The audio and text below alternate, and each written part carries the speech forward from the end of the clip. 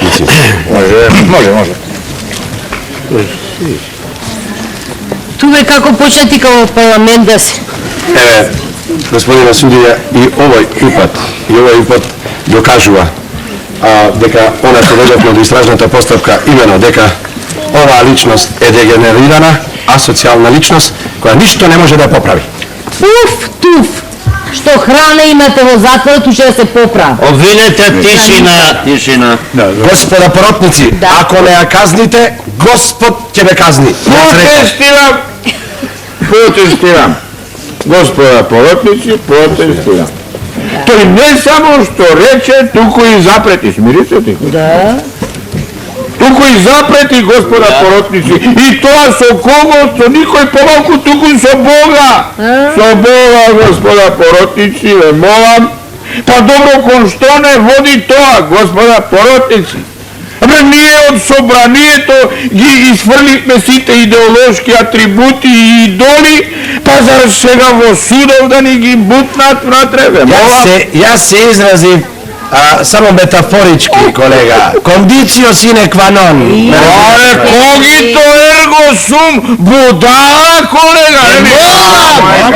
Не молам, држете се до предметот, не ова част по латински. Точно така, господа поротници, меѓутоа јавниот, видите, во недостаток на аргументи сака да внесе забуна меѓу поротниците, нели? А јас инсистирам мојава колешка да биде ослободена од секаква кривична одговорност, бидејќи е невина, господа поротници. Невина сум вирку интакта, еве, може да проверите. Ве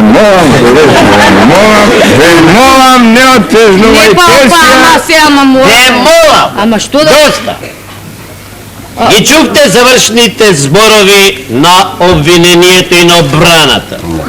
Ја молам поротата, не молам. Обрнете внимание на фактот дека се работи за еден свиреп злосторник кој што 4 пати се мажел и своите мажи ги убивал, терајќи ги да читаат белградски и загребски списанија, да гледаат БТВ и ХТВ. И така мачејки ги испраќала на брзина во бутел по 4 месеци брак. Па добро, па морам да ги испратам во бутел, што да и правам, дома да ги чувам за спомени долго сеќавање, што да Молам, правам. господине судија, и ова да се земе при одмерувањето на казната. Протестирам, господа поротници, ова изјава е дадена во афектна состојба и не предизвикува никакво правно дејство, ве молам. Ве молам, не отежнувајте си, а состојбата, бре, ходешки. Абе, доста е ти пијаницо, колку ме одразал за парите, уште сега ќе ми попуеш. Не ме да бира. Молам! Спирайте, уште еден збор ќе ви извркам надвор од салата и без вас ќе донесам присуда. Ова ме заболе. Обвинета! Не ме заболе срце. Ќе се нервирам многу. Ама срцево ме заболе, па и мислам, ја не знам која страна ми е. Доста! Господа поротници, ја донесовте ли пресудата? Да, господине судија. Прочитајте. Да? Виновна! Нели, ама ме стресови шо гласи малку. Значи, што бе, јас сум, значи, гилти сум ја? Да ти кажам, види, слободно можеш да си бираш сандак. Можеш, мислам, да си. Ти си петиот што ќе идеш за бута. А ти, чека бе, ти бе, ти, еј. Што се криеш ко птичка под кошула, бе. Еве да ти кажам, ќе те оставам. Додека не направат крематориум. Доста, станете сите. Значи вака. Не вака. Станете! Господине судија, Откако ги разгледам сите околности и ценејќи ги сите факти, ја донесувам следната пресуда. Да? Со оглед на свирепоста со која се извршени, двосторството има само една казна. Да? Смрт! Е, па сега вака, значи, јас ми се стрес. Обвинета, бе, мола. Не душава вака ми се стрес. Доста, како што реков, има само една казна, смртна казна. Доста, бе, ти бе, многу си бесматен, те гледам, мирисаш на земја.